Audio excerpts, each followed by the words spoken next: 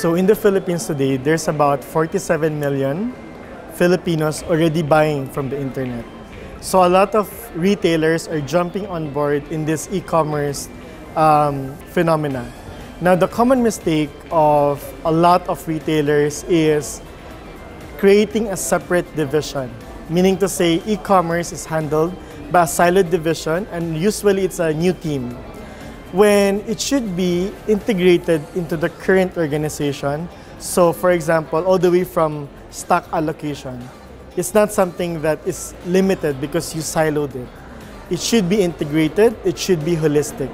Then that makes also from a customer experience more pleasing because it's integrated and it's also seamless. It's the same customer who goes to our retail stores is now wanting to shop, okay, I still like the product, I still like the SKU, but I don't have time to drive all the way to the mall, so I just shop online. So I think that as we set that up, as the company set that up, it should be with the existing team, maybe add employees, but it should be with the current organization and the current processes. Retailing is defined as selling products and services through multiple channels. So unfortunately, somewhere along the history, retailing was translated into retailing is putting up a store. But really, retailing is about selling. Okay? And if it is selling, the retailer should be present to where the customers are now shopping. So before it was in their own locality, then retailers are there. Then people start shopping into big buildings that are called malls. Then brands are there. Right? Now people are shopping in their mobile phone, so brands should also be there.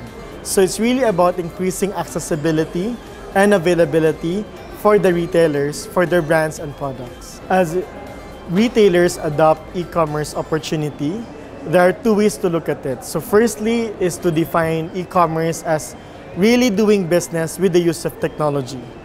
Now, there's two main approaches. First is you digitize the current operations.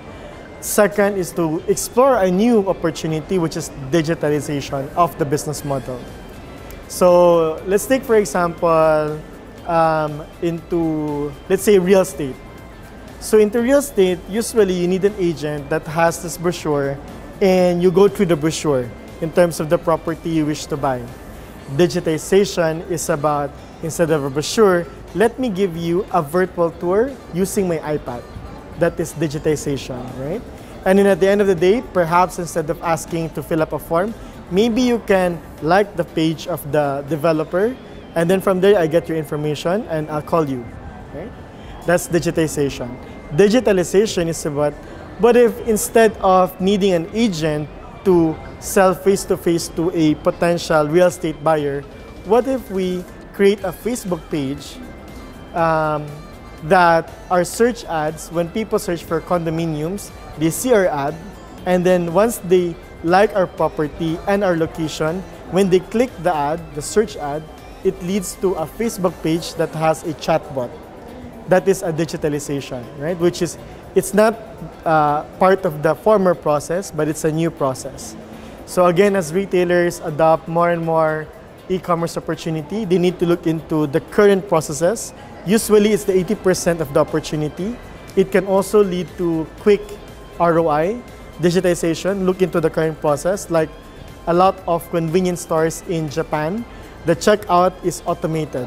Right? So then people would like to, oh, I save 10 to 15 minutes in this store, so I like buying from this store. That's digitization of the current process. And secondly, perhaps there's a target market, perhaps there's a business model that is now available with internet that is formerly not possible for the company. So look into that. That's digitalization.